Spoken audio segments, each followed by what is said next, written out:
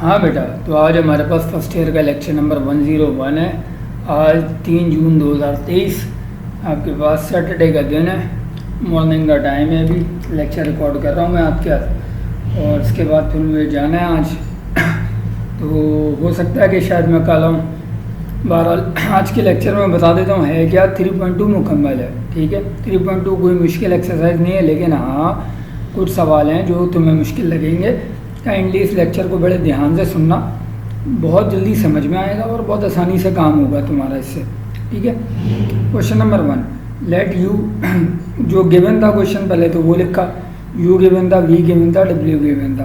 Part 1 में कह रहा है 3u + 2v निकाल दो। निकाल सकते हो 3 × u वाला वेक्टर प्लस 2 × v वाला वेक्टर।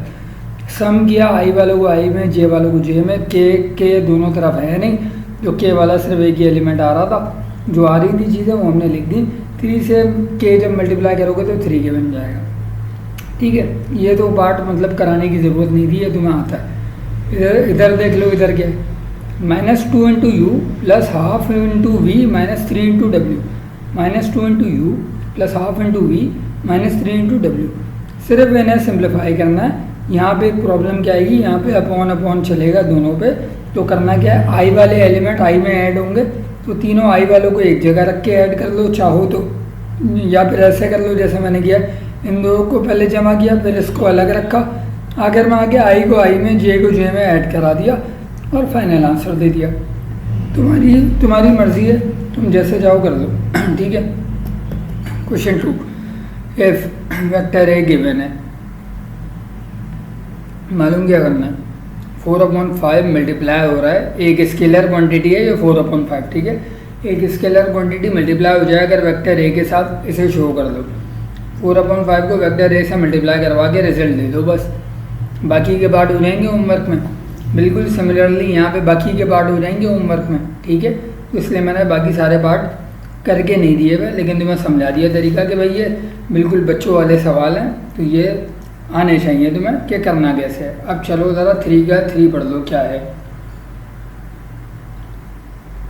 अगर तुम्हें ABC वेक्टर गिवन है और बोल दे 3a - 2b + c सॉल्व करो, दो तरीके हैं।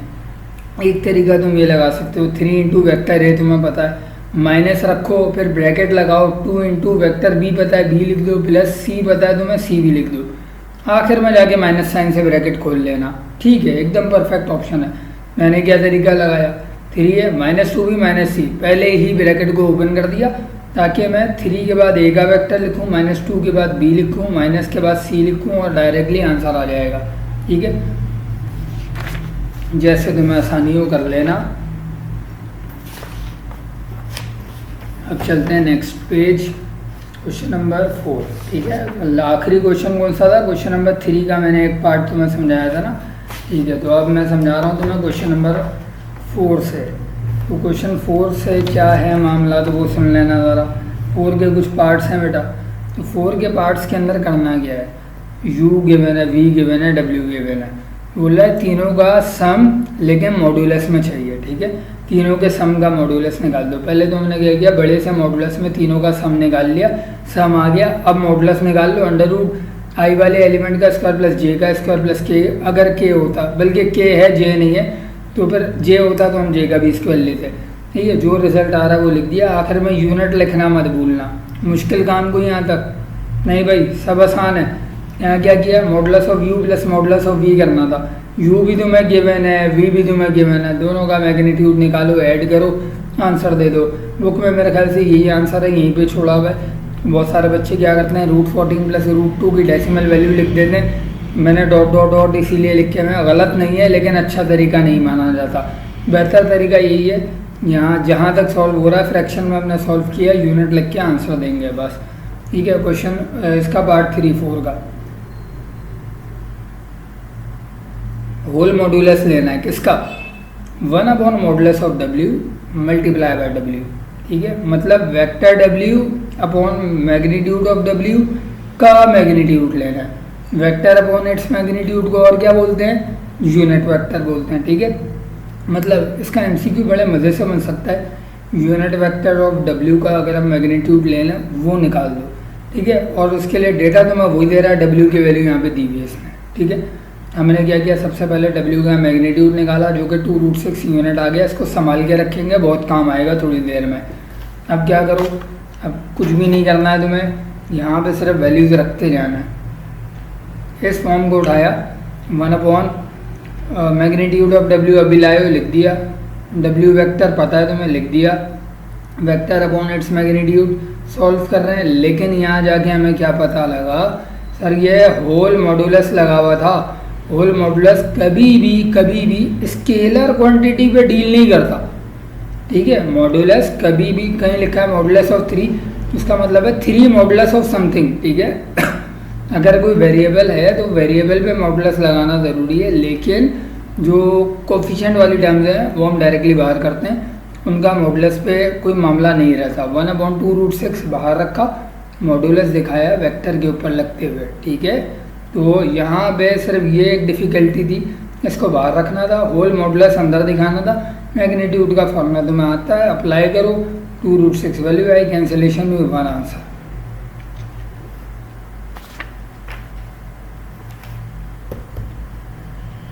क्वेश्चन नंबर 5 के कुछ पार्ट्स हैं। पहले सबसे ये समझ लो कि भाई साहब पोजीशन वेक्टर को लिखने के बहुत सारे तरीके होते हैं, ठीक है।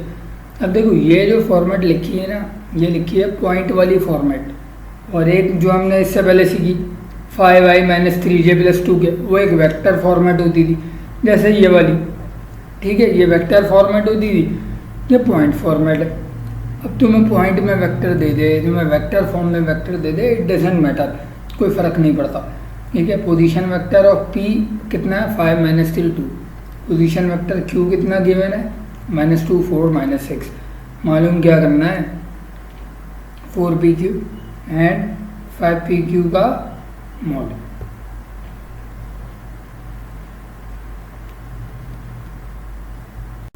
अब देखो 4PQ मालूम करने के लिए सबसे पहले तुम्हें PQ पता होना चाहिए। PQ पता करने के लिए क्या काम करना पड़ेगा, पोजीशन वेक्टर है ना, पोजीशन वेक्टर को आमतौर पे हम OP करके लिखते हैं, ठीक है। अगर ये Q पोजीशन वेक्टर तो OQ आएगा। अगर इसका नाम B होता है तो मैं OB लिखता, इसका नाम A होता है मैं OA लिखता, ठीक है। वैसे बहुत सारे लोग सिर्फ P लिखवा देते हैं, गलत नहीं है OB, लेकिन OP प्रॉपर नोटेशन होती है पोजीशन वेक्टर की, ठीक है। O के साथ लिखा जाता है। OP आपको कितना गिवन है, 5 - 3 2 गिवन था। OQ कितना गिवन है, -2 4 -6 गिवन था। तो आप पोजीशन वेक्टर अप्लाई कैसे होता है सिखा चुका हूँ। तो मैं मालूम क्या करना है, PQ मालूम करना है। PQ कैसे आता था जो पहले मैंने सिखाया, PQ में, P और Q में बाद में कौन है, Q बाद में, OQ - OP करेंगे, ठीक है। पोजीशन वेक्टर निकालने का तरीका बिल्कुल पहले लेक्चर से मैं समझाता आ रहा हूँ। OQ - OP जो बाद में वो पहले लिखा जाएगा, फिर माइनस साइन, फिर जो पहले वाली टर्म है वो आखिर में लिखोगे, ठीक है। इत्तफाकन यहाँ दोनों पॉइंट्स में गिवन था, हमने पॉइंट में ही माइनस करने का फैसला किया, और -2 -5 4 +3 और -6 -2, ठीक है। जो वैल्यू इसकी बने वो बनाओ, कितनी बन रही है, 7 -7 + 7 -8। ये वैल्यू आ गई किसकी, PQ की। हमें क्या चाहिए, हमें चाहिए 4PQ। तो जो वैल्यू लाए हो उसको सिर्फ 4 से मल्टीप्लाई करवा दो, तुम्हारा 4PQ का आंसर बन गया। पार्ट A का आंसर हो गया। पार्ट A का पहला पार्ट हुआ है, पार्ट A का दूसरा पार्ट बाकी है। अब जो तुम PQ लेकर आए हुए हो उसको पहले 5 से मल्टीप्लाई करवा लेना इसी PQ को, और उसका मॉडुलस ले लेना, तो ये भी हो जाएगा मॉडुलस ऑफ 5PQ। कैसे होगा अभी दिखा देते हैं तुम्हें। ये लो भाई, ये तो हमने क्या किया, हमने उसी PQ को उठाया, 5PQ बनाया, मतलब मल्टीप्लाइंग 5 बाय बोथ साइड, ठीक है। उसके बाद उसका मॉडुलस ले लेंगे। मॉडुलस जैसे ही लोगे, पहली टर्म का स्क्वायर प्लस दूसरी का स्क्वायर प्लस तीसरी का स्क्वायर, ये IJK लिखे हुए हैं, लेकिन इस वक्त पॉइंट की शक्ल में, वेक्टर की शक्ल में नहीं। आंसर निकाल लेना, यूनिट लिख देना लाजमी, ठीक है। इस पेज पे मैं तुम्हें रेफ़र करूँगा, बुक का पेज नंबर 91 92 विज़िट करो, उसकी थ्योरी पढ़ो, बड़े काम के MCQ निकले हुए हैं यहाँ से, ठीक है। तो बुक के पेज नंबर 91 92 की थ्योरी पढ़ो, बहुत काम की चीज़ें वहाँ पे तुम्हें मिलेंगी, और मतलब वेक्टर फॉर्म में और पॉइंट फॉर्म में लिखी हुई भी तुम्हें एग्जांपल दिख जाएगी वहाँ। क्वेश्चन 5 पार्ट B की बात कर लूँ अब मैं, ठीक है। वेक्टर A गिवन था, वेक्टर B गिवन था, बोल रहा है यूनिट वेक्टर निकाल दो। ये तो बच्चों वाला खेल हो गया, बहुत पुराना काम था, है भाई, बड़ा आसान मामला है। वेक्टर रखा, नीचे मैग्नीट्यूड रखा, आंसर ख़त्म। अगले पार्ट में क्या बोल दिया, बोल रहा है मैग्नीट्यूड निकाल दो ए प्लस बी का। ए प्लस बी जब तुमने दोनों को ऐड किया जो भी उनका रिजल्ट बनेगा उसका मैग्नीट्यूड ले लेना, मैग्नीट्यूड लोगे आंसर आ जाएगा। यहाँ यूनिट लिखना मैं भूल गया हूँ तो मैं लिख लेना है भाई, बल्कि लिखा हुआ है मैंने, ठीक है, तो यूनिट लिखना लाजमी है। अच्छा बाकी पार्ट 2 और 4 नहीं कराया सर आपने क्वेश्चन नंबर 5B का, तो बेटा ठीक है समझा दिए। पार्ट 4 में मेरे ख्याल से यहाँ प्लस की जगह माइनस है, मेरे ख्याल से तुमसे हो जाएगा। पार्ट 2 में ए के बजाय जो है बी कैप है, ठीक है, बी का यूनिट वेक्टर है, वो भी हो जाना चाहिए अब तो तुमसे, ठीक है। तो चलिए कौन सा था आखिरी क्वेश्चन, पेज नंबर 3 पे क्वेश्चन नंबर 5 मैंने करवा दिया था, क्वेश्चन नंबर 6 पे ले आऊँ अब तो मैं। क्वेश्चन नंबर 6 बहुत आसान वाला एक क्वेश्चन था, सुन लो समझ लो, करना क्या, find position vector a1 a2। अब देखो पोजीशन वेक्टर जब भी लिखा जाता है ना, दो वेक्टर मिला के लिखते हैं और उनके ऊपर एक एरो हेड होता है, वेक्टर की निशानी। अब तुम्हारी किताब में नहीं लिखा हुआ, दिखने में ऐसा क्या लग रहा है, दिखने में लग रहा है यहाँ से कि ये डॉट प्रोडक्ट हो रहा है, हालांकि डॉट प्रोडक्ट नहीं है, लिख कर दे दिया उसने पोजीशन वेक्टर है, तो इधर पोजीशन वेक्टर वाला ही सलूक होगा। मतलब जो बाद में वो पहले लिखोगे फिर माइनस साइन लगाओगे और जो पहले लिखा है उसे आखिर में लिख दोगे, ठीक है। Position vector of a1 a2 जब निकालने जाऊँगा क्या फॉर्मूला लगेगा, जो बाद में o of a2 minus o of a1। बात समझ में आ गई। इस बार दोनों वेक्टर पॉइंट्स में गिवन है तो दोनों को पॉइंट्स माइनस करवाएंगे, i वाला i से, j वाला j से, k वाला k से। पोजीशन वेक्टर निकाल के देना था, डेट सेट, और कुछ नहीं करना। पार्ट 2 पार्ट 3 में भी ऐसा ही काम है, ठीक है, हो जाएगा। चलिए क्वेश्चन नंबर 7 को देख लेते हैं क्या करना था। क्वेश्चन नंबर 7 कुछ पार्ट्स हैं इसके भी। इनिशियल पॉइंट ऑफ वेक्टर ए आपको दिया हुआ है -2 1 2। इफ टर्मिनल पॉइंट का दूसरा नाम होता है एंड पॉइंट, ठीक है। अगर टर्मिनल पॉइंट ये है, इनिशियल पॉइंट ये है, और बोल रहा है कि find the initial point of vector है, ठीक है। ये तुम्हें वेक्टर दिया हुआ है और ये तुम्हें पॉइंट दिया हुआ है, दोनों चीज़ों में फ़र्क है। ये दोनों वेक्टर्स नहीं है और ये दोनों पॉइंट्स भी नहीं है।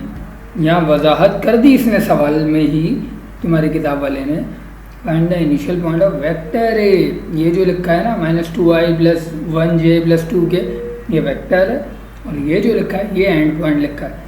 बोल रहा है वेक्टर ए का जो इनिशियल पॉइंट होगा वो निकाल दो। अब इसका पॉइंट बच्चे के दिमाग में आ रहा होता है कि भाई जो वेक्टर लिखा है उसको पॉइंट फॉर्म बना दें और लिख दें आंसर। ऐसा नहीं होगा, प्रॉपर तरीका है इसका, तरीका समझ लेना क्या करना, ठीक है। वेक्टर को हम अपनी मर्जी से पॉइंट नहीं बनाते, पॉइंट कहीं बना हुआ दे दिया जाए उसको वेक्टर में कन्वर्ट करना है, वो दूसरी चीज़ है, ये डिफरेंट चीज़ है।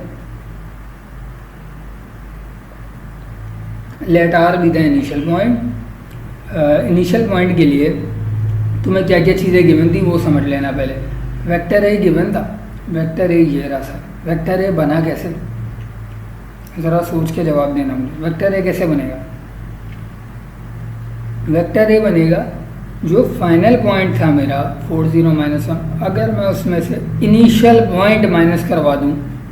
इनिशियल पॉइंट कौन सा, जहाँ से वेक्टर स्टार्ट हुआ, एंड पॉइंट कौन सा, ये वाला गिवन है हमें, ठीक है। अगर and point minus initial point करा दूँ, मेरे पास जो वेक्टर बचेगा इस and point minus initial point पे, वो वही वेक्टर बचेगा जिसका इनिशियल पॉइंट मैं निकालने जा रहा हूँ, ठीक है। अब ये चीज़ें कहीं उर्दू में, इंग्लिश में, रोमन में तुम्हें नोट करनी है कि भाई क्वेश्चन नंबर 7 इतना आसान क्वेश्चन था नहीं, इसके अंदर थोड़े से लॉजिक क्या लगाने थे, लॉजिक तो नहीं बल्कि वेक्टर्स की हकाइक हैं, वेक्टर्स के फैक्ट्स हैं जो कि तुम्हें याद रखने हैं कि भाई साहब जब भी इनिशियल पॉइंट आ रहा है, इनिशियल पॉइंट अगर तुम्हें निकालना है, सॉरी किसी वेक्टर का, तो करना क्या है, वेक्टर लिखा है, vector equals to final point minus initial point. Initial point मालूम करना है, इनिशियल पॉइंट को हमने नाम दे दिया आर। अब इस आर को मालूम कर दो, आर आ क्या रहा है, ठीक है। कैसे आएगा, जब ये दो वेक्टर माइनस करवाओगे, आर की तो वैल्यू तुम्हें नहीं पता, तो आर चाहिए ना, आर को इधर ले आओ, इस वैल्यू को, इस पॉइंट को उठा के उधर ले जाओ। नहीं, जैसे ही माइनस कराओगे, आई वाला आई में से, जे वाला जे में से, के वाला के में से, ठीक है। सॉल्व करोगे, 6 -1 -3 पॉइंट मांगा था, फाइंड इनिशियल पॉइंट। हमने पॉइंट की फॉर्म में आंसर दिया। तुम्हारी किताब में मेरे ख्याल से इसका आंसर 6i माइनस जे माइनस 3 के शायद ये दिया हुआ है। भाई साहब वेक्टर फॉर्म नहीं मांगी, find initial point of vector A, ठीक है। तो वेक्टर ए का इनिशियल पॉइंट की शक्ल में मांगा है, मैंने पॉइंट की शक्ल में आंसर रोक दिया। तुम में से कोई अगर और लिख के इसको वेक्टर फॉर्म देना चाहे दे दो, कोई इशू नहीं है। एग्जाम में यहीं पे रुक जाना है, इससे आगे नहीं बढ़ना। अगर इसने पॉइंट मांगा है तो ठीक है, पॉइंट को पहले सबसे लेट किया, लेट करने के बाद जो वेक्टर तुम्हें गिवन है उस वेक्टर को इक्वेट करवाया फाइनल माइनस इनिशियल से, और जो रिजल्ट आएगा पॉइंट का वो तुम्हारा लाजमी तौर पर इनिशियल पॉइंट आएगा। क्यों? क्योंकि यहीं पे इनिशियल पॉइंट आ रहा था, फाइनल माइनस इनिशियल, और इनिशियल अननोन बन रहा था। इनिशियल की ही मैंने वैल्यू निकाल के दी है और कुछ नहीं किया, ठीक है। 7 का पार्ट 1 हो गया, 7 का पार्ट 2 भी काफ़ी आसान है, समझ लेते हैं। हाँ भाई, करना क्या है, फाइंड द टर्मिनल पॉइंट। इस बार देखो, इस बार क्या बोल रहा है, इस बार बोल रहा है एंड पॉइंट मालूम कर दो। अब vector a1 a2 position vector है ये, ठीक है।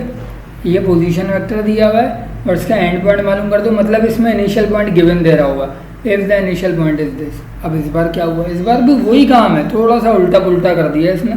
करना क्या है, करना ये a1 a2 जब पोजीशन वेक्टर है तो पोजीशन वेक्टर जो था वो लिख दिया। अब पोजीशन वेक्टर को डील करने का तरीका क्या होता है, याद करो, O of a2 minus O of a1। देखो मैंने यहाँ पे O नहीं लिखा, O लिखना था, O of a2 minus O of a1, और ये बीच में माइनस लगा हुआ है, ठीक है। O of a2 minus O of a1। जब तुम इन वेक्टर्स को सॉल्व करोगे तो तुम्हें पता लगेगा, और इनके एरो हेड कहाँ हैं भाई, ये लो, ठीक है। प्रॉपर वर्डिंग से चलेंगे। अब यहाँ से जो हमारे पास आंसर आएंगे, O ऑफ a2 का आंसर यहाँ से हमने निकाल दिया, ठीक है। O ऑफ a2 कह लो, या फिर तुम्हारी किताब में सिर्फ इसको a2 नाम दिया हुआ है, तो लेकिन वो प्रॉपर नोटेशन होती नहीं है, मैं OA लिखवाता हूँ इसलिए मैंने लिखा है। पोजीशन वेक्टर अप्लाई करो इस जगह पे, जो बाद में लिखा है वो पहले लिखो, O ऑफ a2, फिर माइनस लगाओ, फिर जो पहले लिखा है उसे बाद में लिखो, इक्वल्स टू पोजीशन वेक्टर का आंसर कितना दे चुका था पहले, 1 3 माइनस 3, 1 3 माइनस 3 ही रहेगा, चेंज नहीं होगा इन दोनों में से। क्या कुछ तुम्हें गिवन है? हाँ सर, a1 गिवन है हमें, ठीक है। कैसे पता लगा a1 गिवन है? इनिशियल पॉइंट ये रहा बेटा, दिया हुआ है। a1 को कैसे भी करके वहाँ ले जाओ, जब वहाँ ले गए तो ये उधर जाके बन जाएगा O ऑफ a1। जब ये O ऑफ a1 बन गया और ये तुम्हें मालूम है OA1 की वैल्यू कितनी की बनती, -214, इसको ऐड करवा दो पोजीशन वेक्टर के रिजल्ट में, तुम्हारा फाइनल रिजल्ट आ जाएगा a2 का। ये निकालना था बस, ठीक है।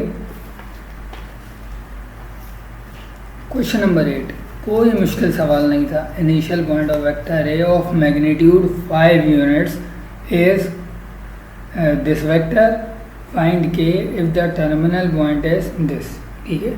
के मालूम करके दे दो अगर एंड पॉइंट ये हो जाए, ठीक है। जबकि initial point of vector A of magnitude 5 is इतना, इनिशियल पॉइंट ये रहा, फाइनल पॉइंट टर्मिनल पॉइंट मालूम करना है, फाइंड के मालूम करना है अगर टर्मिनल पॉइंट ये हो, मतलब शुरू का पॉइंट पता, आखिर का पॉइंट पता, के की वैल्यू क्या आएगी वो निकाल देते हैं। तो सबसे पहले हमने क्या लिखा कि भाई जो हमारा पॉइंट गिवन था, if the terminal point is this, ठीक है। अब क्या करना है, vector A equals to, vector A बराबर किसके होगा, final point minus initial point. इन दोनों पॉइंट्स में से फाइनल कौन है, इनिशियल कौन है, फाइनल ये given. Find K if the terminal point is इतना, फाइनल पहले लिखा माइनस इनिशियल पॉइंट ये वाला था, लिख दिया, माइनस करवा लो। माइनस करा के वेक्टर ए आ गया, मैग्नीट्यूड ले लो। मैग्नीट्यूड का फॉर्मूला लगाया, पता लगा मैग्नीट्यूड से तुम्हें पता है कितना दिया हुआ था, 5 यूनिट्स। तो 5 को मॉड के अंदर कैसे लिखते हैं, मॉडुलस ऑफ 5 लिखते हैं। जब ए हटाओगे, मॉडुलस ऑफ ए हटाओगे तो मॉडुलस ऑफ 5 लिखोगे। कब तक मॉड लगाओगे, जब तक स्क्वायर नहीं हो जाता। एक बार स्क्वायर ख़त्म हुआ मतलब स्क्वायर ले लिया, मॉड हट जाएगा। अब स्क्वायर हटा के इसको सिंप्लीफाई करो, क्वाड्रेटिक जैसी चीज़ दिख गई तुम्हें। सॉल्व किया इक्वेशन को, किए के आंसर आया -8 -2 दोनों ठीक है answer. Part B part C इसका होमवर्क है, आप करोगे क्वेश्चन नंबर 8, ठीक है। 9 10 11 12 13 14 6 सवाल रह गए हैं, ठीक है। 3.2 के पेज नंबर 5 पे आ जाना चाहिए अब मुझे। क्वेश्चन नंबर 9 की बात कर लूँ। 9 कोई मुश्किल सवाल नहीं था, वैसे कॉन्सेप्ट समझाना था। In the direction of B का मतलब क्या है, या फिर in the direction of A का मतलब क्या है। इन द डायरेक्शन का मतलब जो भी इन द डायरेक्शन बोल दे वही आएगा दोनों जगह पे, ठीक है। अब ये कैसे पता लगेंगी चीज़ें, सवाल पढ़ते हैं फिर सवाल को शुरू करेंगे। आसान सा क्वेश्चन। हाँ बेटा, तो चलो अब ज़रा इसको समझ लेते हैं।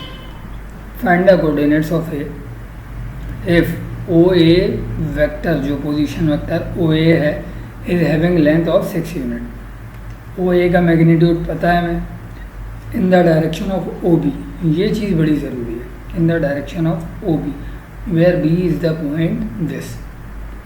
पॉइंट बी तुम्हें पता है, मालूम क्या करना है, पॉइंट ए के कोऑर्डिनेट्स मालूम करके देने। अभी थोड़ी देर में निकाल देते हैं, कैसे निकलेंगे याद करो। एक फॉर्मूला सिखाया था बचपने का फॉर्मूला, यूनिट वेक्टर होता क्या है, वेक्टर अपॉन इट्स मैग्नीट्यूड। बिल्कुल उससे मिलता जुलता फॉर्मूला इधर अप्लाई होगा जब पोजीशन वेक्टर दे दे, और पोजीशन वेक्टर में पॉइंट ए मालूम करना, पॉइंट बी तुम्हें पता है, जबकि ओ ए का मैग्नीट्यूड तुम्हें दे दे, इन द डायरेक्शन बता दे तुम्हें कि भाई बी की डायरेक्शन पे जाना है, ओ बी की डायरेक्शन में, उसको हम क्या करेंगे, ये जो कैप होता है ना यूनिट वेक्टर का, जो कैप होता है, ये डायरेक्शन होती है, ठीक है।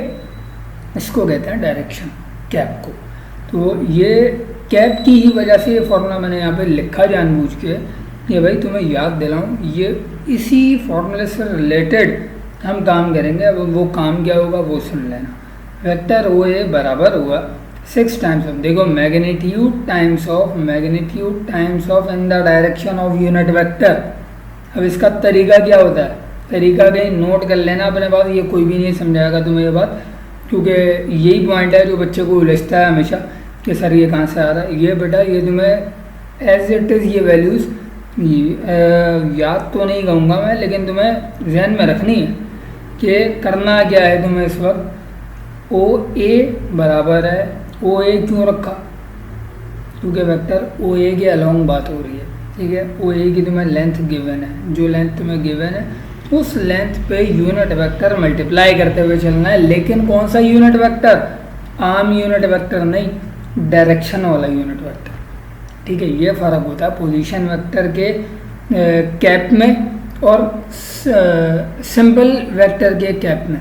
मतलब इन शॉर्ट में ये कहूँ, सिंपल यूनिट वेक्टर और कौन सा वाला था ये, पोजीशन वाला यूनिट वेक्टर, ठीक है। लेकिन पोजीशन यूनिट वेक्टर ऐसी कोई नोटेशन है नहीं, कहीं भी नहीं है। तो उसका तरीकाकार क्या होता है, तरीकाकार ये होता है पोजीशन वेक्टर दिखाया इक्वल्स टू जो मैग्नीट्यूड तुम्हारे पोजीशन वेक्टर का आया हुआ था वो लिखो और उसको मल्टीप्लाई करवाओ डायरेक्शन के साथ, मतलब डायरेक्शन में कह रहा हूँ कैप को, ठीक है, यूनिट वेक्टर। डायरेक्शन कैसे पता लगेगी, in the direction of B बोल रहा है तो O B upon O B, मतलब ऊपर वेक्टर नीचे उसका मैग्नीट्यूड। सॉल्व करोगे तुम्हारा डायरेक्टली वही आंसर आएगा जो किताब में, ठीक है। बच्चा बोल रहा है सर ये पॉइंट हजम नहीं हुआ, इस पॉइंट को हजम करवाते हैं, चलो। अच्छा 9 का एक ही पार्ट है, ठीक है। चलो अगले पार्ट्स में भी आएंगी ऐसी कुछ चीज़ें डायरेक्शन वाली, वहाँ मैं बहुत डिटेल में दोबारा से एक्सप्लेन करूँगा इसी बात को, ठीक है। एक बार ज़रा इस पॉइंट को दोबारा समझ लें, ठीक है। Find the coordinates of A if O A is having length of 6 unit. अब देखो पोजीशन वेक्टर की अगर तुम्हें लेंथ पता लग जाए तो उस पोजीशन वेक्टर को लिखने का एक तरीका क्या होता है, position vector O A equals to length, फर्ज करो यहाँ 6 यूनिट नहीं होती 9 यूनिट होती, तो मैं लिखता 9 multiply by in the direction of B बोल रहा है O B upon O B, ऊपर वेक्टर नीचे मैग्नीट्यूड, ठीक है। In the direction of vector C बोल देता तो O C vector upon magnitude of O C लिख देते, वही 9 से या 6 से मल्टीप्लाई कराते हुए, ठीक है। अगर बोलते हैं इन द ऑपोजिट डायरेक्शन फिर क्या करोगे, कुछ भी नहीं करोगे, सिर्फ 6 से पहले एक माइनस की साइन दिखा देना। अगर ऑपोजिट डायरेक्शन बोल दे तो in the opposite direction of B, मतलब बी भी रहेगा दोनों जगह, लेकिन 6 से पहले माइनस लगा देना याद से, ठीक है। ये मैंने एक हिंट तुम्हें दे दी है, होमवर्क में कहीं ना कहीं काम आएगी। क्वेश्चन नंबर 10 वेट करो करवाऊँगा। क्वेश्चन नंबर 11 की बात करते हैं। फाइंड वेक्टर ओ ए। अब देखो यहाँ वही डायरेक्शन वाला कॉन्सेप्ट ना, कि डायरेक्शन के लिए मैं इस किस्म का एक निशान बना रहा हूँ कि ये तुम्हें समझ में आ जाए कि भाई जहाँ मैं ये निशान बना दूँ ना वहाँ डायरेक्शन अप्लाई हुई है, यहाँ भी अप्लाई हुई है, यहाँ भी अप्लाई हुई है। इन दोनों जगहों पे वही सेम डिट्टो वही काम हुआ जो हमने यहाँ पे किया। अब इधर तुम्हें बड़ी आसानी से बात समझ में आएगी मेरी। इस सवाल को गौर करो। Magnitude of O A unit vector की लेंथ दे दी 6 unit and O A is in the direction of this point. इस बार इस वेक्टर की डायरेक्शन में है ओ ए। अब हमें करना क्या है, ओ ए बराबर होगा 6 times of vector upon its magnitude. वही काम किया, ठीक है, बिल्कुल सेम डिट्टो वही काम हो गया। ओ ए इक्वल्स टू मैग्नीट्यूड नहीं sorry length of unit vector into vector upon its magnitude. Length of unit vector into vector upon its magnitude. ये जो वेक्टर और उसका मैग्नीट्यूड आ रहा है, ये दोनों कौन सी चीज़ें आएंगी, ये वो आएंगी जो इन द डायरेक्शन हो। ये इन द डायरेक्शन ऑफ जो भी बोल रहा है वो लिखोगे आप यहाँ पर। बात समझ में आ गई? चलते हैं। अच्छा, सिंप्लीफाई कर लेना, आंसर आ जाएगा किताब वाला। फाइनली हमारे पास इसी का 11 का एक और पार्ट है, part number 2। O A unit vector की सॉरी ओ ए पोजीशन वेक्टर की लेंथ इसने बता दी कितनी, 2 यूनिट। इस बार 6 यूनिट नहीं है, इस बार 2 यूनिट है। And O A is in the opposite direction of this. अब देखो, अब हमें एक बात तो ये पता लग गई कि 2 मल्टीप्लाई करवाना है। ओ A equals to 2 times of, अभी माइनस को नहीं देखना, 2 टाइम्स ऑफ वेक्टर आएगा जिसकी डायरेक्शन में जाएंगे, ये रहा वेक्टर 8 1 -4 अपॉन इसी वेक्टर का मैग्नीट्यूड आएगा। आ गया डायरेक्शन ऑफ दिस वेक्टर, मतलब O B upon O B लिख दिए इधर, एक वेक्टर में एक मैग्नीट्यूड में। लेकिन डायरेक्शन कौन सी मांग रहा है, अपोजिट मांग रहा है। अपोजिट की वजह से इधर माइनस साइन आई है, ठीक है। जब इसको माइनस से सॉल्व किया तो आंसर ये बनेगा, परफेक्ट आंसर, ठीक है। कॉन्सेप्ट दे दिए मैंने सारे। जो बच्चे कह रहे थे कि सर हमने जो है बहुत पहले 3.2 कर ली, वो बेटा एक बार लाजमी तौर पे आज के लेक्चर को सुन लेना, ठीक है। हाँ, क्योंकि तुम्हारे कई ठीक ठाक कॉन्सेप्ट हैं जो आज सही होने वाले। चीज़ों को समझ लो तो तुम्हारे लिए बड़ी आसानी हो जाएगी। इंशाल्लाह कल जो है संडे को मैं कोशिश करूँगा कि मैं तुम्हें इस चैप्टर का आखिरी लेक्चर भी बना के भेज दूँ, जो कि 3.1 होगी पूरी, ठीक है। 15-16 सवाल जो भी हैं वो सारे इंशाल्लाह मैं करवा दूँगा एक ही लेक्चर पे, तो उसकी भी टेंशन नहीं लो। लेकिन ये है कि आज मुझे जाना है एक जगह सैटरडे को, तो बहरहाल मैं इसको अपलोड पे लगा के ना फिर ही जाऊँगा और बता दूँगा स्टाफ को, मतलब घर वालों को, कि भाई बस ये लिंक भेजना है। अपलोड हो जाएगा तो मैं जहाँ पे होऊंगा मैं हाथ के हाथ मैं भी भेज सकता हूँ, ठीक है। तो जैसे ही यूट्यूब पे एक बार अपलोड हो जाए बस। तो चलिए क्वेश्चन नंबर 12 की बात कर लें। 12 में बहुत सारे पार्ट्स दिए मैं, वेक्टर है गिवन है, ये बोल क्या रहा है, मांग क्या रहा है, बोल रहा मैग्नीट्यूड निकाल दो। हमने बोला भाई ये लो, इतना मुश्किल काम पूछा हमने कर दिया, सही है। आ गया आंसर, कोई परेशानी है तक नहीं। Part B, find T F, पहला वेक्टर ये है एंड दूसरा वेक्टर ये है। इन दोनों वेक्टरों में टी यहाँ आ रहा है, सिर्फ टी के पहले वेक्टर में कहीं टी आ ही नहीं रहा। इन दोनों वेक्टरों में खासियत क्या है, हैविंग द सेम मैग्नीट्यूड, दोनों का मैग्नीट्यूड सेम है, मतलब मैं दोनों को इक्वेट करवा सकता हूँ, दोनों के मॉडुलस को करवा दो इक्वेट, दोनों का मैग्नीट्यूड रखते हुए इक्वेट करवाओ। एक में टी नहीं है, दूसरे में टी है, यहाँ से टी निकलेगा, क्वाड्रेटिक बनेगी, सॉल्व होगी, 2 आंसर आएंगे, टी के आंसर दे दो, सही है। बात समझ आ गई। 12 का C, find vector whose magnitude is 5 times, मतलब मल्टीप्लाई बाय 5 की बात हो रही है। Whose magnitude is 5 times the length of vector A and in opposite direction of vector A, ठीक है। वेक्टर ए कितना गिवन था तुम्हें, ये किताब के अंदर गिवन है 4i - 5j + 6k। इधर एक हैंड सुन लो, let R be the vector to find, हमें वेक्टर ही तो मालूम करना है जो इस वेक्टर का 5 टाइम्स होगा, ठीक है। उसका कोई भी नाम दे दो, मैंने नाम दे दिया R. Let R be the vector to find. अब ये आर कैसे निकालोगे, जो तुम्हें गिवन है पहले तो वो लिखो। वेक्टर ए गिवन था, वेक्टर ए का मैग्नीट्यूड निकाल लो, जल्दी से आ जाएगा √77 यूनिट्स, ठीक है।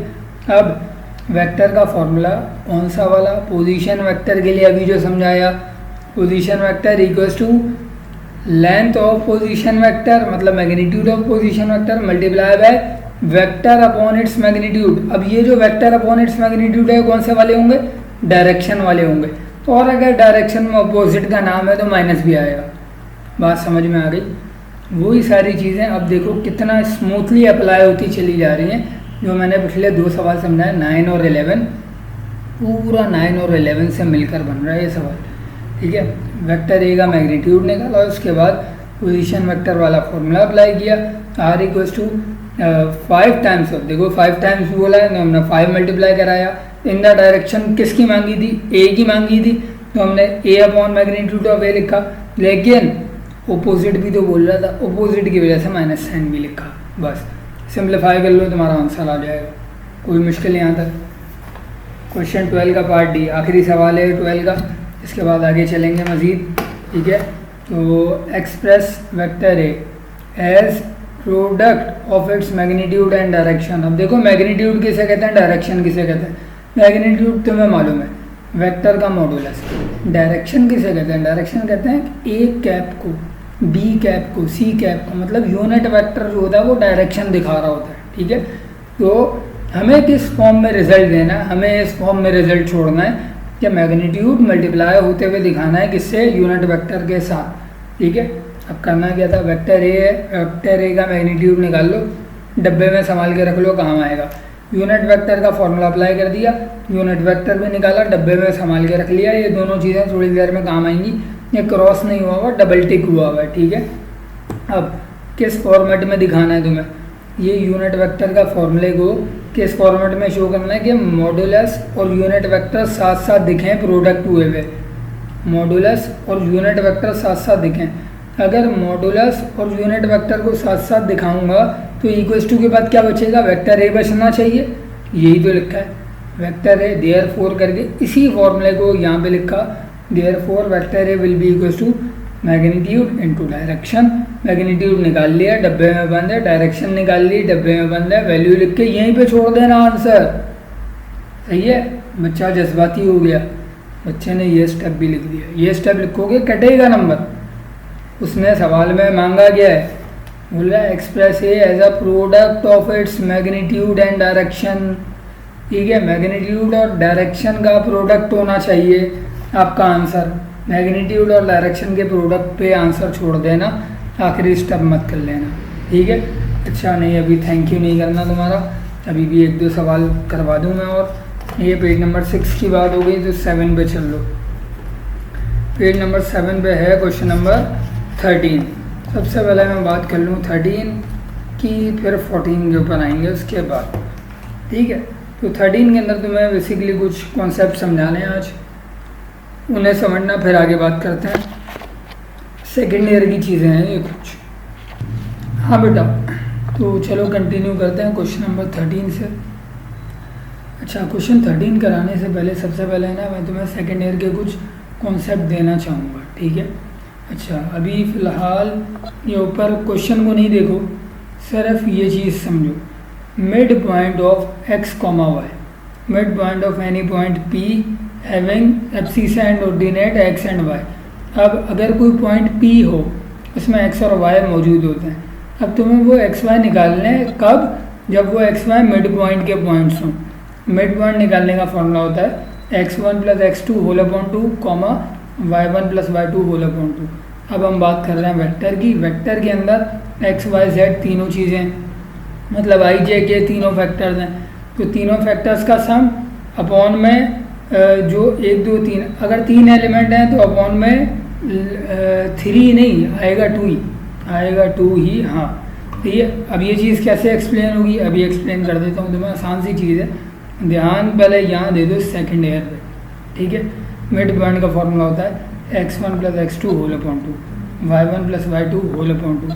हाँ, जब होल अपॉन 3 हो जाएगा x में और y में तो अलजबरा में उसे क्या कहते हैं, सेंट्रॉयड या इन सेंटर, सेंट्रॉयड कहते हैं वैसे, लेकिन सेकेंड ईयर में जब आओगे तब सिखाऊंगा, ठीक है। मिड पॉइंट अभी सिखाना था, सिखाया।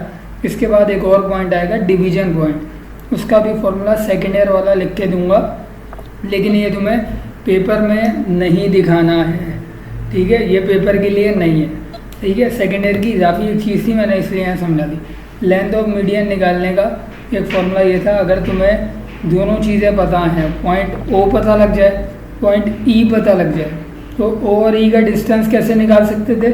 डिस्टेंस फॉर्मूला से। लेकिन आज क्वेश्चन नंबर 13 में हमें दोनों काम नहीं करने, हमें मिड पॉइंट से रिलेटेड वेक्टर में भी एक फॉर्मूला वो अप्लाई करना है और डिस्टेंस निकालने के लिए दूसरा तरीका वेक्टर में वो अप्लाई करना है। ठीक है, ये दोनों चीज़ें मैंने क्यों एक्सप्लेन कर दी नीचे, ये सेकेंड ईयर की चीज़ें हैं। ठीक है, ये तुम्हें आनी चाहिए सेकेंड ईयर में। अब चलो, find the length of median through point O. अब देखो, पॉइंट ओ से एक मीडियन चलेगा जो कि of the triangle OCD triangle में से पॉइंट ओ से एक मीडियन चलाओ जो कि FC and D are this and this respectively. ठीक है, अगर पॉइंट C और D तुम्हें दे दिए जाए, पॉइंट C और D तुम्हें दे दिए गए, अब बोल रहा है पॉइंट O से, इस ट्राइंगल के अंदर पॉइंट O से एक मीडियन ड्रॉ कर दो। मीडियन कैसे ड्रॉ करोगे? मीडियन ड्रॉ होता है हमेशा O से लेके, जब ये ड्रॉ हुआ ना तो D और C के मिड पॉइंट पे जाके मिलेगा, समझे? मीडियन किसको कहते हैं? मीडियन उसको कहते हैं कि जो एक पॉइंट से चले और दूसरी लाइन को बाइसेक्ट कर दे, मतलब दो हिस्सों में, इक्वल हिस्सों में डिवाइड कर दे, या वो जो पॉइंट जनरेट होगा मीडियन का पॉइंट, वो उस सेगमेंट पे, जिस सेगमेंट पे जनरेट हो रहा है उस सेगमेंट का क्या कहलाएगा? मिड पॉइंट कहलाएगा। बात समझ में आई? अब चलते हैं, मिड पॉइंट ऑफ CD निकालना है। मिड पॉइंट ऑफ CD निकालना है तो CD का मिड पॉइंट जो भी निकालोगे वो मीडियन का दूसरा पॉइंट आ जाएगा तुम्हारा।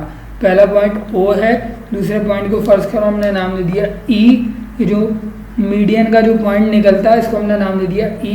अगर हमें दोनों पॉइंट्स पता होते तो फिर तो हम डिस्टेंस फॉर्मूला लगा सकते थे, अभी जो सेकेंड ईयर वाला समझाया मैंने। हमें नहीं लगाना, हमें करना क्या? हमें करना है, हमें OE की लेंथ निकाल के देनी है और वेक्टर वाले फॉर्मूलों से देनी है। क्या कह रहे हैं? मिड पॉइंट ऑफ CD निकाल लो। Mid point of CD equals to half times of पहला वेक्टर प्लस दूसरा वेक्टर, मतलब पहला पॉइंट प्लस दूसरा पॉइंट। ठीक है, पहला पॉइंट कितना है? 2 7 -1 प्लस दूसरा पॉइंट कितना? 4 1 2। वही बात हो गई थोड़ी देर पहले जो सेकेंड ईयर के अंदर समझा रहा था मैं। x1 में x2 जमा होगा और अपॉन में 2 आएगा, y1 में y2 जमा होगा, अपॉन में 2 आएगा। इधर क्या होगा? I में I जमा किया, J में J जमा करो, K में K जमा करो और अपॉन में तो 2 लिख दिया तुमने बाहर। ठीक है, तो दोनों में इधर अलग अलग दिखाते थे सेकेंड ईयर में। वेक्टर में चाहो तो एक होल अपॉन 2 दिखा दो या चाहो तो इस होल अपॉन 2 को बाहर दिखा दो, कोई फ़र्क नहीं पड़ेगा। हाफ टाइम्स ऑफ I वाले को I में ऐड करना, कॉमा, J को J में ऐड करना, फिर कॉमा, फिर K को K में ऐड करना, ये ध्यान कर लेना बस। ठीक है, सॉल्व किया 681, इसका हाफ करोगे तो हाफ टाइम्स ऑफ 681। ठीक है, ये तो आ गया मिड पॉइंट ऑफ CD जिसको हमने नाम दिया हुआ है पॉइंट E। ठीक है, अब पॉइंट O से लेके पॉइंट E तक की लेंथ भी तो मांग रहा है मीडियन की, वही तो मांग रहा है इस सवाल में। Find the length of median, ये तो हमने मिड पॉइंट निकाल दिया ना। अब इसकी लेंथ कैसे निकालोगे? लेंथ निकालने का बहुत आसान तरीका है वेक्टर में। आपने जो भी मिड पॉइंट निकाला है उस मिड पॉइंट में कोफिशिएंट को अलग करो, मतलब हाफ को अलग करो, जो वेक्टर रह गया उसका मॉडुलस ले लो। जो वेक्टर रह गया 681, इसका मैग्नीट्यूड ले लो। मैग्नीट्यूड लोगे, जो आंसर आएगा, आंसर को सिंप्लीफाई कर लेना, यूनिट्स लिख देना, लेंथ ऑफ मीडियन तुम्हारी तैयार है। क्लियर? ठीक है, चलो अब अगले सवाल को भी ले आए भाई। काफ़ी आसान क्वेश्चन है और जो बच्चा ये कह रहा था कि सर हमने 3.2 पहले से कर ली, तो यकीनन तुम्हें ये कॉन्सेप्ट पहले समझ में नहीं आए हुए थे जो आज आ रहे हैं। ठीक है, क्योंकि पहले तुम्हें किसी ने समझा ही नहीं है बातें। तो इस क्लास को इसलिए मैं कह रहा हूँ जिन्होंने कर ली वो भी सुने, लाजमी सुने। सही है, बहुत सारी चीज़ें उनकी आसान हो जाएंगी। Question number 14। अच्छा भाई, अच्छा बहुत सारे लोग क्या कह रहे हैं कि भाई सर को कमांड नहीं है।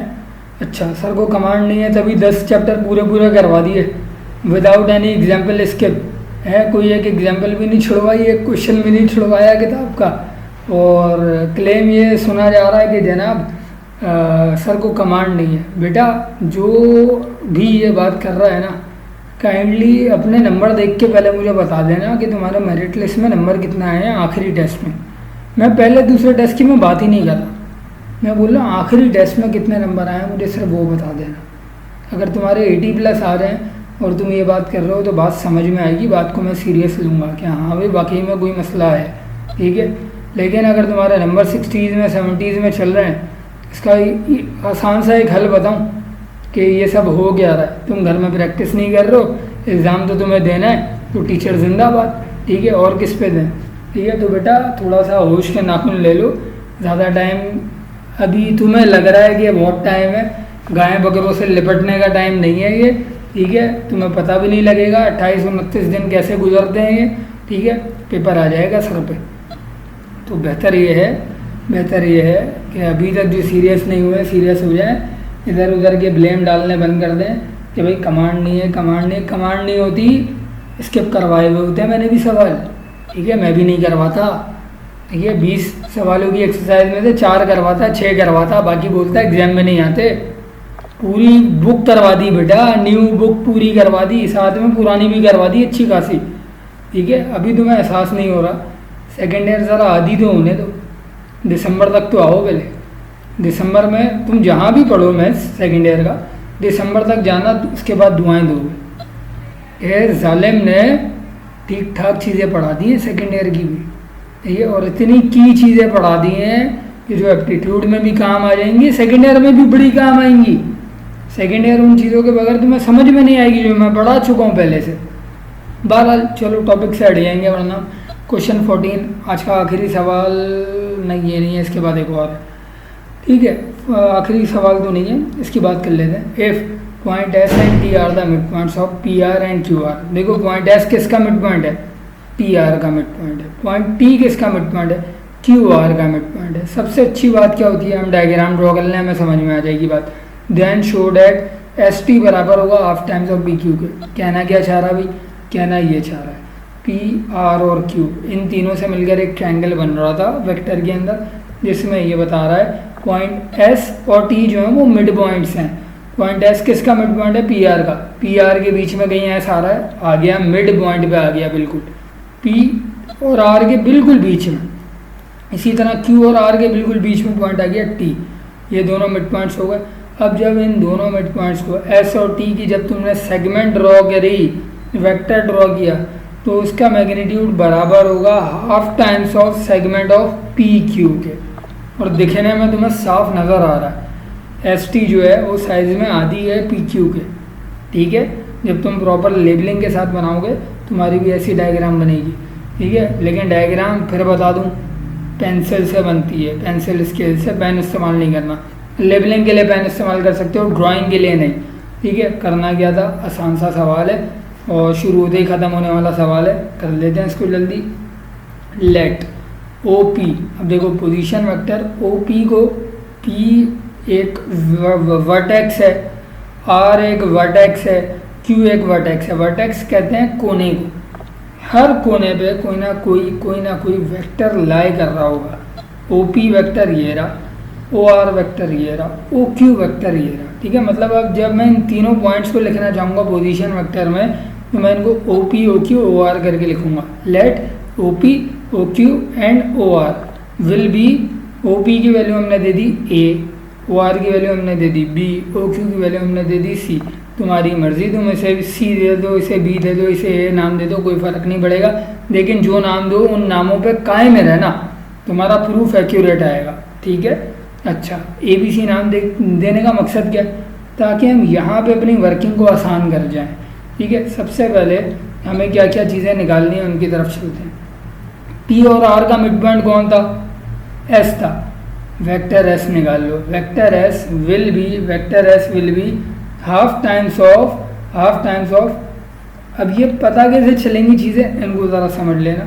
ओ पी प्लस ओ आर क्यों किया सर यहाँ पे, ओ पी ये रहा, ओ आर ये रहा, इन दोनों का ही हाफ क्यों किया।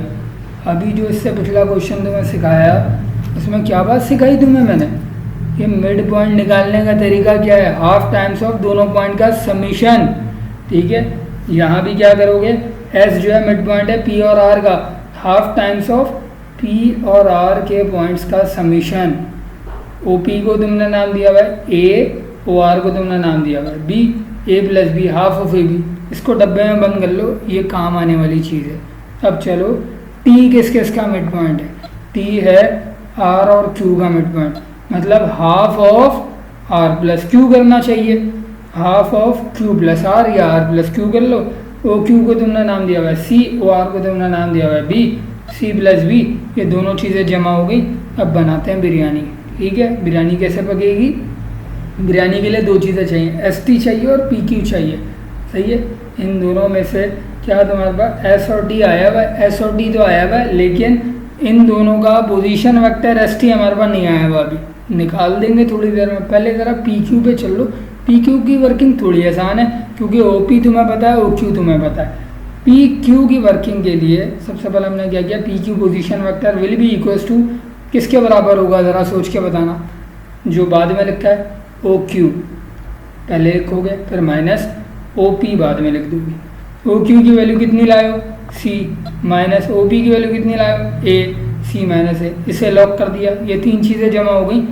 अब ये साबित करना है कि पी क्यू की जो लेंथ है वो हाफ से मल्टीप्लाई होकर बराबर हो जाएगी एस टी के, या एस टी बराबर हो जाएगा half times of P Q के। तो इसके लिए हमें एस टी निकालना बहुत ज़रूरी है। एस टी पोजिशन वेक्टर है, बाद में कौन लिखा है? टी बाद में लिखा है। O T minus O S, यही करना पड़ेगा। O T minus O S, क्या ओ टी की वैल्यू ला चुके हो? जो वेक्टर टी की वैल्यू लाए हो बेसिकली ये पोजीशन वेक्टर ओ टी तो है, और ये जो एस की वैल्यू लाए हो ये basically position vector O S ही तो है। ठीक है, O T minus O S. O T की वैल्यू कितनी थी?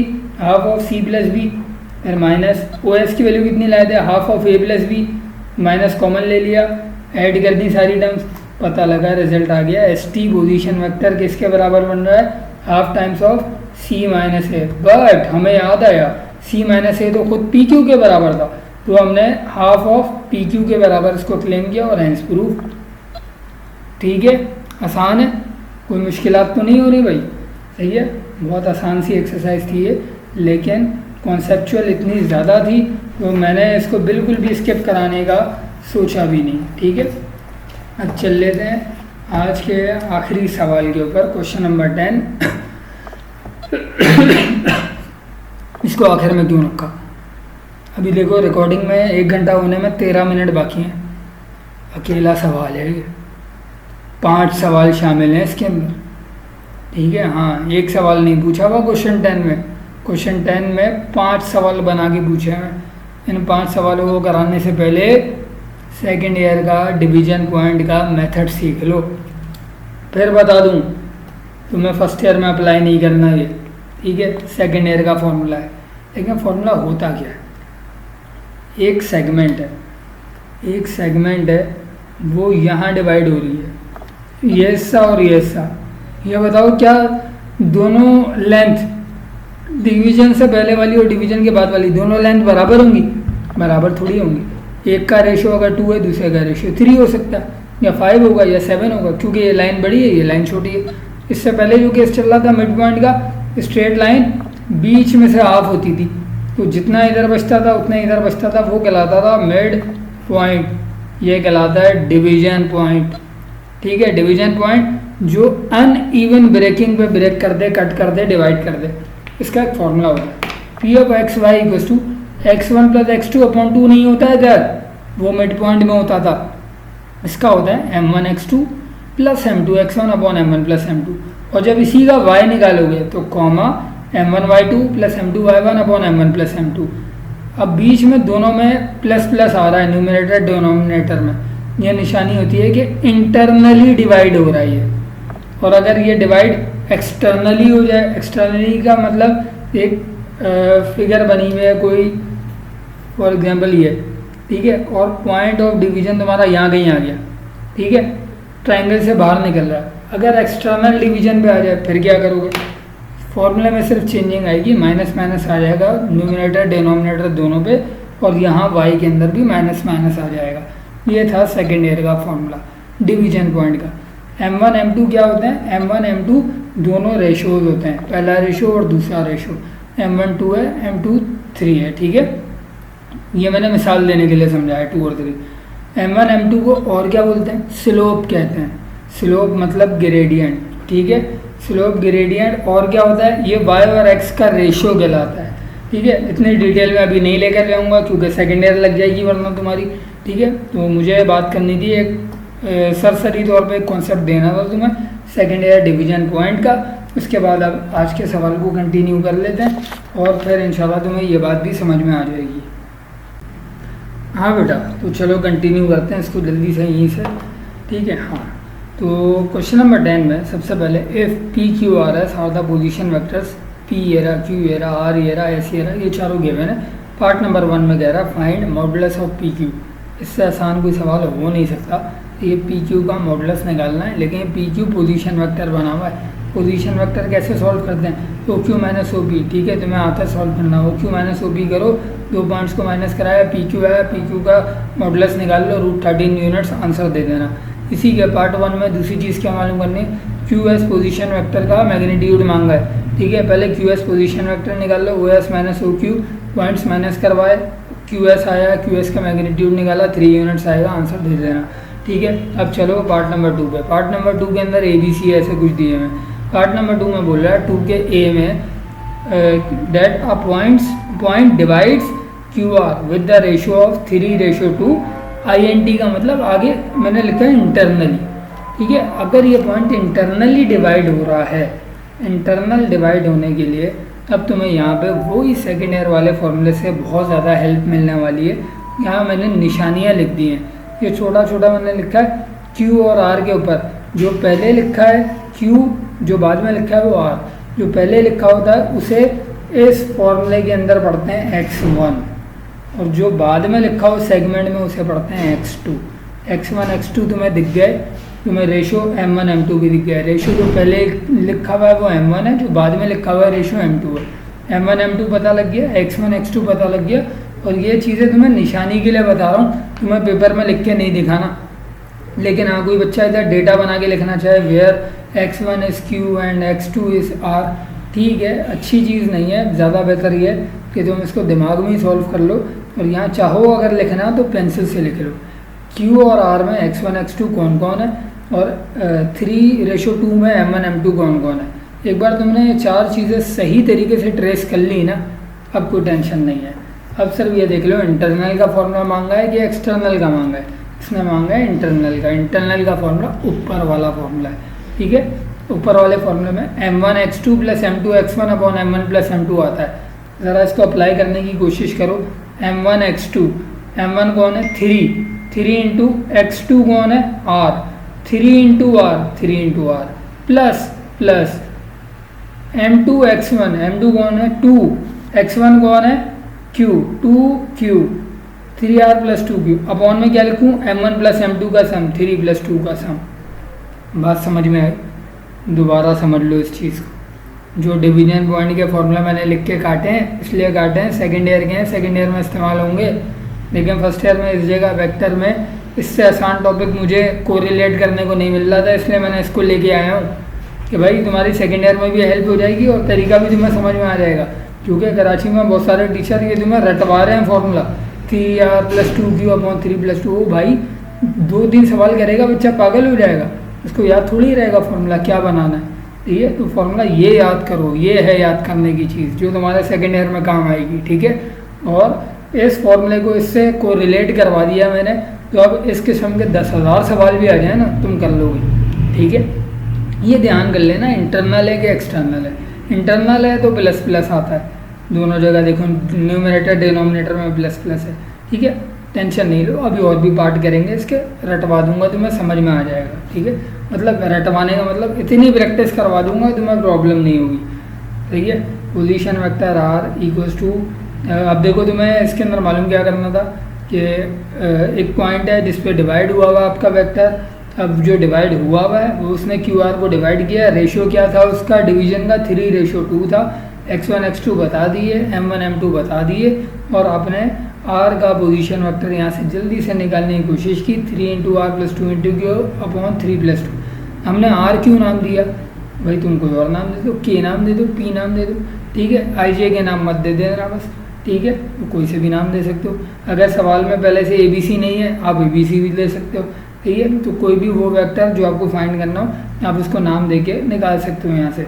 3 × r + 2 × q / 5 सॉल्व कर लो, सिंप्लीफाई कर लो, आंसर आ जाएगा। क्लियर? अब चलते हैं इसी के 10 के 2 के पार्ट B पे। ये तो पार्ट A था, पार्ट B में क्या करना है? पार्ट B में भी डिवीजन हुई है, डिवाइड पी आर, सही है, एक पॉइंट है जिसने डिवाइड किया है पी आर को इन द रेशियो ऑफ 3:2। अब देखो पहले पी बाद में आर लिखा है, पहले जो लिखा होता है उसे बोलते हैं x1, जो बाद में लिखा होता है उसे बोलते हैं x2, जो पहले रेशियो है m1 है, जो बाद में रेशियो है m2 है। लेकिन रेशियो कैसे होगा, एक्सटर्नली होगा। इस बार एक्सटर्नल के लिए क्या करना है, एक्सटर्नल के लिए एक्सटर्नल का फॉर्मूला देखते हैं। पहले फॉर्मूला क्या था, m1x2 minus m2x1, m1x2, m1 कौन है 3 इंटू x2 कौन है r, 3 into are, minus m2x1 का मतलब 2 into P whole upon m1 minus m2, 3 minus 2। ठीक है, डेटा बनवाने का मकसद ये था कि ये चार चीज़ें तुमने सही ट्रेस कर ली और तुम्हें फॉर्मूला याद है इंटरनल का और एक्सटर्नल का, तो तुम बड़ी आसानी से कर जाओगे। 3 इंटू वैक्टर आर के पॉइंट लिख दो, माइनस 2 इंटू वैक्टर पी का पॉइंट लिखो, अपॉन में जो बच रहा है वो लिखा, 1 बच रहा था, सॉल्व किया, सिंप्लीफाई किया, आंसर दे दिया, डेट सेट।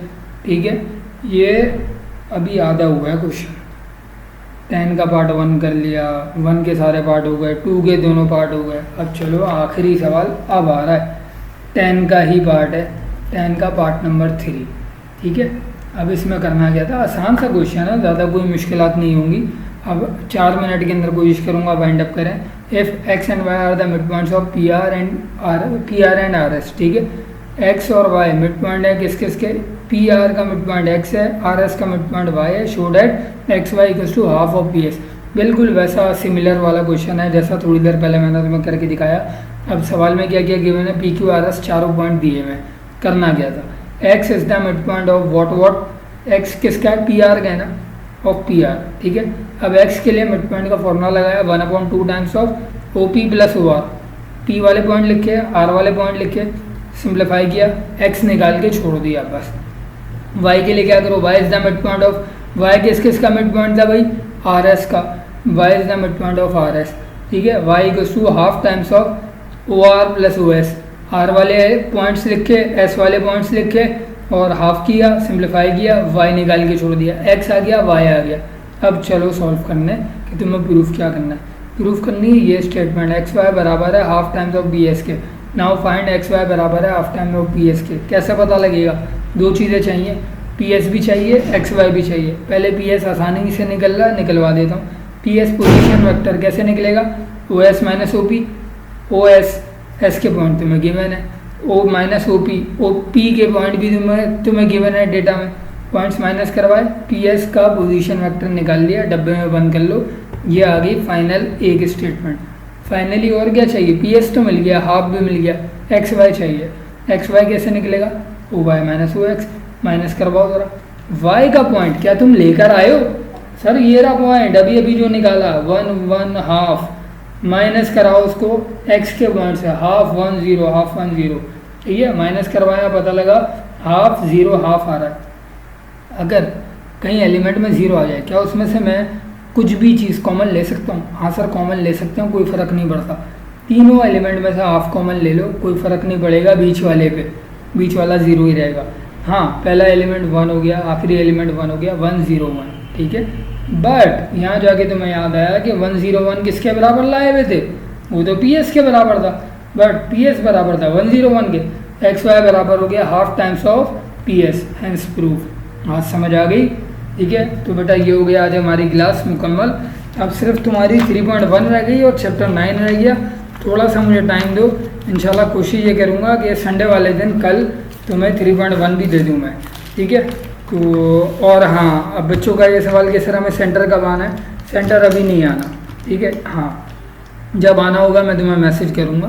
तो क्योंकि मेरा अभी जो टारगेट बना हुआ है वो अगले 2 लेक्चर बना हुआ है मेरा टारगेट। ठीक है, एक लेक्चर में 3.1 इंशाल्लाह पूरी करवा देनी है, दूसरे लेक्चर में मैक्सिमम जितनी ज़्यादा प्रोग्रामिंग करवा सकता हूँ करवाऊँगा, मतलब एक लेक्चर के अंदर जितनी ज़्यादा हो सकती है करवाऊँगा पूरी। ठीक है, करवाऊँगा, एक एक चीज़ है, आप टेंशन नहीं लो, यहाँ पे सवाल एक एक करवा दूँगा मैं। ठीक है, कोई मसला नहीं है। लेकिन बात यह है कि जो अगले लेक्चर के अंदर मुझे चीज़ें शामिल करनी है ना, उनको मैंने टारगेट बनाया है कि मैं प्रोग्रामिंग का तुम्हारा इतना काम तो करवा दूं कि मैं फिर तुम्हें जीटी अनाउंस कर दूं।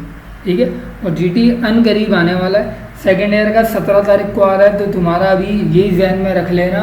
आज जैसे 3 तारीख है, तो बेटा ये समझ लोगे 12, 13, 14, 15 तारीख के आसपास कहीं तुम्हारा जीटी आएगा।